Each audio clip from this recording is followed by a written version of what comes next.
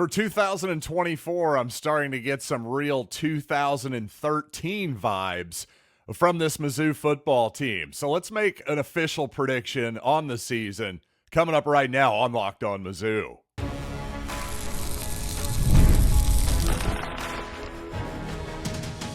You are Locked On Mizzou, your daily podcast on the Missouri Tigers. Part of the Locked On Podcast Network, your team every day.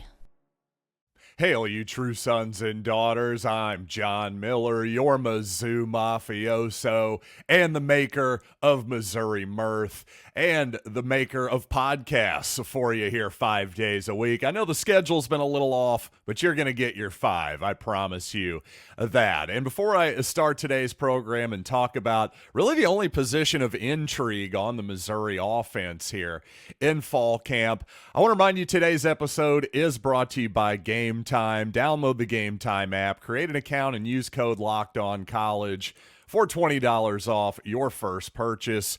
Terms apply. And I gotta say, this season, this 2024 season, as they say, history actually doesn't repeat, but it sure does rhyme. And to me, I'm getting a very much a rhyming sense, a vibration of 2013 about this 2024 squad. And I'll explain where I'm going with that, because unlike 2013, of course, this Missouri team is not really flying under the SEC radar. Picked to finish 6th out of 16 teams. Not an insult, by the way, whatsoever. That's even if Missouri does indeed finish 6th, a lot of Missouri fans will find that disappointing. At the same time, in this brutal conference, that's actually a pretty doggone good football team. But the point here really is that it's more about the schedule, because unlike 2007, I don't think there is a 2007 Oklahoma on the schedule that really was frankly just a little bit better than Missouri that particular season. I think it's more like Bama, Alabama is Missouri's 2013 Georgia, if that makes sense. Missouri's going to have to go on the road to Tuscaloosa, just like it had to go on the road to Athens in 2013 and beat what is a historically really great program. But also like 2013, relatively early in the well, actually, we weren't even in the Kirby Smart era. What am I talking about? Missouri helped end the Mark Richt era at that point. So sort of like that, too. We're in a good spot for Alabama. Obviously, Nick Saban is gone. Enter Kalen DeBoer, and you've got a new coach, a new regime, the whole deal. I actually think that Missouri, just like Missouri had Kansas State circled on the calendar all offseason, I really think Missouri has that game against Alabama in Tuscaloosa circled on the calendar. So ultimately, yeah, you can tell I'm pretty optimistic about Missouri this particular season. I think they're going to run the non-conference table, beat Vanderbilt without too much trouble, that type of deal. Also, I just think, hey, first year for Texas A&M, new coach Mike Elko as well. I think he has a good chance to be successful in College Station for sure. I just don't personally think it's going to happen in year one, at least not against Missouri. So I think the Tigers are going to win that game as well.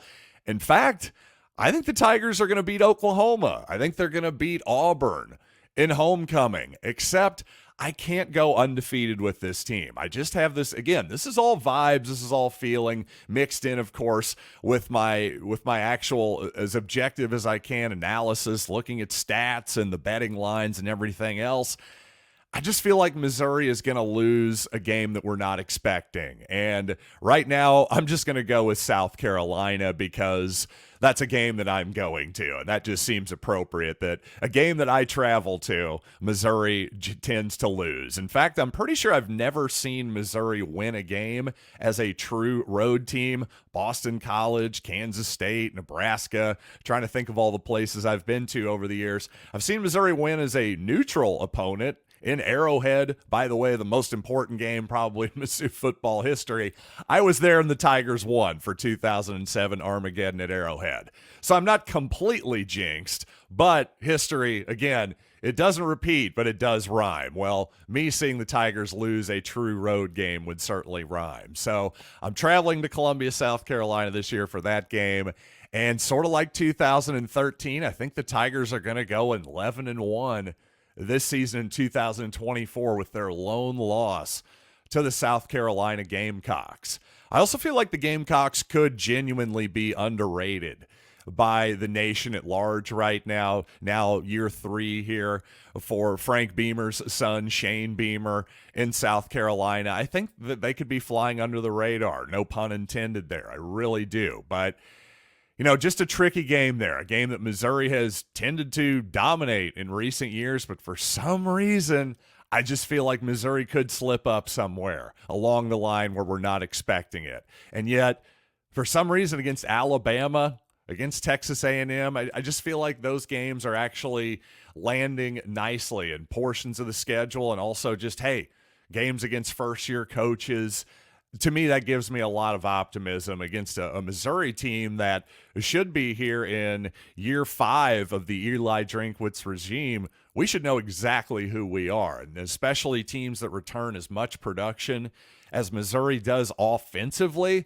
Well, those teams tend to win a lot of football games. So hopefully that'll happen for our Missouri Tigers without question. And by the way, speaking of that Missouri offense, really there's only one spot on the squad right now where there's any real intrigue. According to reports from practice, Jayven Richardson, another transfer on the offensive line, along with Marcus Bryant, really those two have been splitting reps seemingly for a lot of the time at left tackle. You don't want to totally overreact to that. It would just seem, hey, both of these are new players to the team. Who knows? I would still give Marcus Bryant, just, again, gut feeling here more than anything. I'd say Marcus Bryant is probably the leader in the clubhouse to start, but really that probably indicates as much as anything that Caden Green, the transfer from Oklahoma, he's probably going to be staying at left guard. He hasn't been working out, at least by any indications that the people who've been reporting from practice have seen. Caden Green has been sticking at left guard. So along with Connor Tollison at center, Cameron Johnson at right guard, and of course Armand Mimbu at right tackle, I think those 4 spots are pretty well set in stone. And so really it's just left tackle is really the only intrigue left on this offense. I suppose along with running back as well. It's more the usage of the players. I think it's pretty obvious that Marcus Carroll and Nate Noel are going to be your top 2 running backs. Really the intrigue there is, of course, just how does that play out? Does one of those guys take a Cody Schrader-like share of the snaps this season, or is it a little bit more of a split? We'll just have to see. From all the talk, the talk is it's going to be more of a split this season. I think it probably will be, at least through September. I think more than likely what we'll see into October, somebody will probably take the lion's share of those snaps. Maybe not the Cody Schrader share, but say 75-80%. That tends to be Eli Drinkwitz's modus operandi. And I got to say, right now, of course, Chase Daniel, one of my favorite Missouri players of all time. But I got to say, it's a little bit interesting for me with Chase being a new star in the YouTube space. I got to say, I feel a little bit like Daniel Plainview in the movie There Will Be Blood when his son H.W. came back to him and told him he was going to start his own oil company. Well, you know what, Chase? That makes you my competitor. Well, no, seriously, folks. I did have a slight disagreement with Chase Daniel on one of his takes from this past weekend, so I want to get to that here in just a little bit. But you know what? First, let's talk some game time. And this is the time of year I absolutely love to watch live Major League Baseball, whether it's my beloved Kansas City Royals or the Cardinals for that matter. I've been to a million games at Busch Stadium as well. And if you're a Cardinals fan, hey, you should definitely check out Kauffman Stadium. It's not going to be around forever, quite honestly, and quite sadly, in my humble opinion. But the Cardinals taking on the Kansas City Royals this coming Friday the 9th and Saturday the 10th as well. You got to use Gametime. It's the best place to get last-minute tickets, and you can easily take the guesswork out of buying MLB tickets with Gametime. They also have the lowest price guarantee, or Gametime will credit you 110% of the difference. So download the Gametime app, create an account, and use code LOCKEDONCollege for $20 off your first purchase. Terms apply. Again, create an account and redeem code LOCKEDONCOLLEGE for $20 off. Download Gametime today. Last minute tickets, lowest price guaranteed. Thanks for making Locked On Mizzou your first listen every day. For your second listen, check out Locked On Sports Today, bringing you can't-miss analysis, opinions, and news, streaming 24/7 on YouTube or the free Amazon Fire TV channels app, part of the Locked On Podcast Network. Your team every day. And, well, there has been real football? Do we call preseason games, in particular the Hall of Fame game? Does that really count?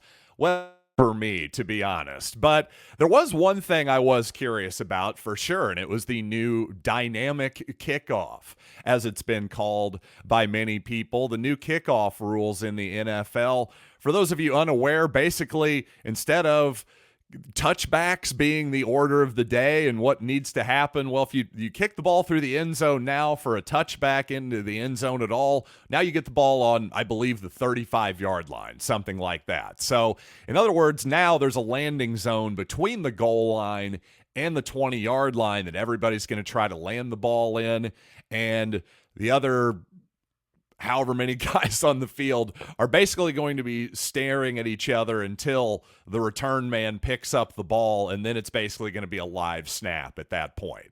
It's a little bit confusing when I explain it on the air. If you see it, Google it real quick. Obviously, you'll be seeing it a ton this NFL season. Not quite as complicated as maybe it seemed there. And my whole thing is, I'm not married to the dynamic kickoff, this new way of doing things here in the NFL. This is something that the XFL had done before, by the way. But I've seen a lot of people complaining about it already. Of course, something new and this dramatically different visually is definitely there's going to be some pushback. There's no doubt about it. But when I saw Chase Daniel online say that, oh, there's nothing dynamic about this kickoff or whatever, hey, that's fine. Again, if you don't like the dynamic kickoff, this new rule, that's fine. My whole thing is, though, if you're going to crap on it, by all means, feel free to provide a solution. Because to me, I don't think the 80% touchback rate, which I believe was the rate pretty close in NFL and college last season, definitely, you look at the amount of kicks that were actually returned by the Tigers, period, last season. I mean, it was just boring, to be quite honest. It becomes a farce. It's barely even football.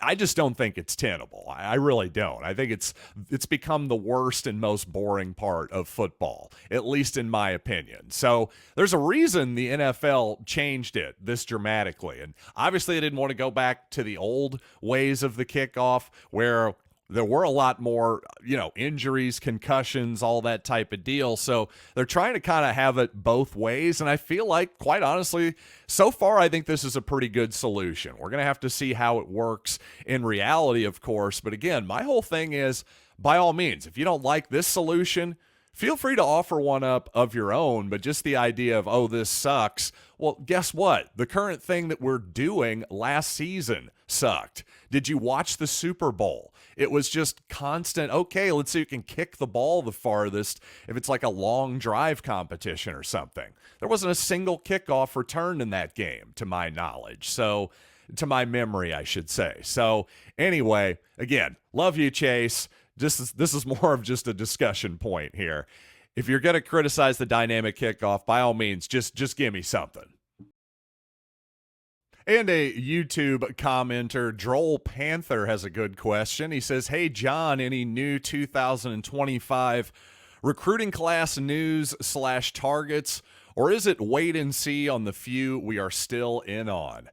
Well, thanks for the question. And really, it's more the latter, I would say. Missouri's probably more in just wait and see mode for the most part, I would say, at this point. The good news is for the Tigers, and, I'll just do some fuzzy math here. I'd say probably 80%, let's say 75, 80% of Missouri's high school class has probably been filled at this point. And that's good news because this is a really good class, or at least it looks like it on paper. Obviously, the Tigers have some really big names on there, including the quarterback, Matt Zollers. Obviously, getting a quarterback early in the class was really important for Missouri, and a lot of big-time players hopped on board, including in-state player Jack Lang at offensive line. And really, Missouri doesn't have to take the Tigers are in an enviable position right now because, again, with just a few, maybe let's say 5 spots to fill, they can be really choosy with who is still out there on the market.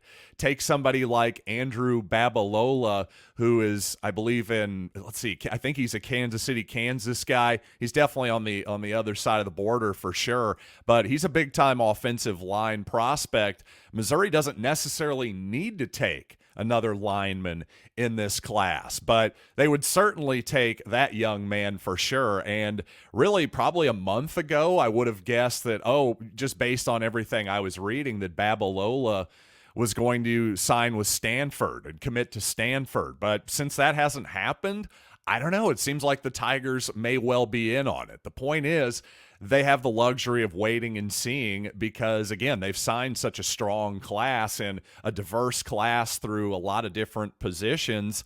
There isn't anything they absolutely have to have. Like even the tight end position, for example, which the Tigers haven't signed a tight end in this class. Well, they signed a couple guys in the previous class who may be tight ends, and Whit Hafer and Jude James. And by the way, a couple tight ends, young tight ends they like on the roster currently, Brett Norfleet and Jordan Harris, especially Norfleet, is really pretty entrenched at this point as a true sophomore. So the Tigers don't have to be desperate at that position. They really can just kind of sit back and let the board come to them, if you will, instead of having to chase maybe somebody that they really don't need to at a position that they're desperate at. Because to me, the Tigers don't have any positions of desperation. And, of course, Oklahoma fans are understandably still not too thrilled that Caden Green transferred to Missouri. Of course, a lot of whining about NIL and all that kind of stuff from the Sooners side. But really, I'd give as much credit to Armand Membou and his close friendship with Caden Green, former high school teammates, now taking their friendship to the field at Mizzou. And he says, by Armand Membou, said recently, when Green hopped into the portal, I couldn't even believe it. It's still crazy that he hopped in, but when he committed here, I was so excited and fired up that I was going to get to play with him. And actually, when Williams Nwaneri signed with the Tigers, both Membou and Caden Green were there. Another Lee Summit native, I should say, is Williams Nwaneri. 3 high school teammates there. And on Nwaneri, Membou says he has all the potential. He has all the talent.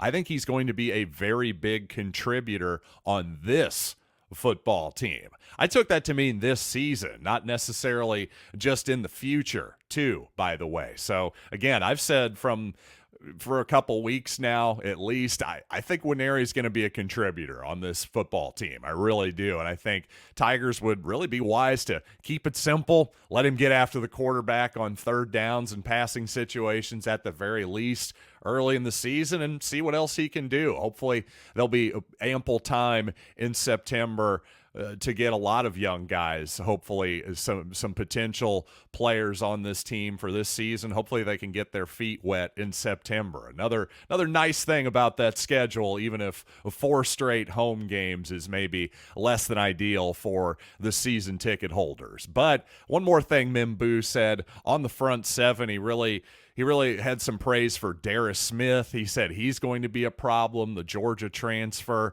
Also Zion Young, he said, another big, strong guy that gives me problems every day. I think every day going against them dudes, they definitely make me better. So A lot of that is coach speak, if you will, even though he's not a coach, a smart veteran guy putting over his teammates for sure. But certainly it's good to hear a couple of transfers getting some praise from the opposition, his teammate opposition, if you will.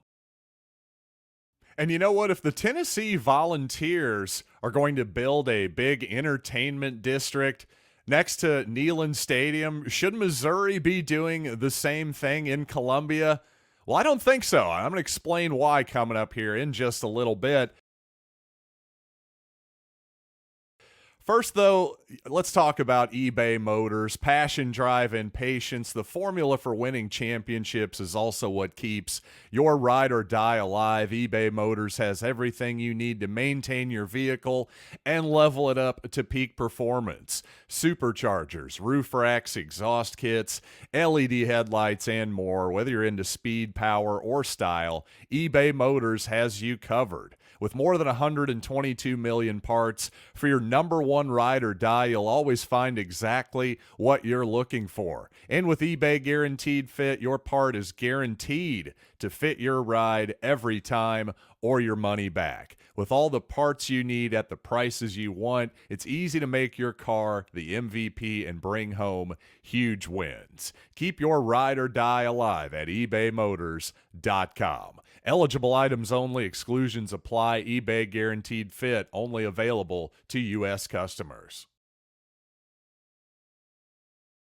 So when Missouri officially unveiled its mock-ups and plans for this new north end zone structure, complex, whatever you want to call it, that's being planned here to be opened in Faurot Field for the 2026 football season, well, in some ways, I thought it was even more ambitious than I imagined, and in other ways, it was less ambitious, and in my opinion, in a good way. Now, on the more ambitious part, I knew the Tigers were going to focus on premium seating for sure, but all the different premium seating and just the scope of the entire project was really quite impressive and sort of stunning in some ways, but I have to say I am glad that the rumored, especially during Desiree Reed-Francois' administration, it seemed like the idea that was being floated around anyway was, oh, there should be a sort of entertainment district. Well, bars, restaurants that would be open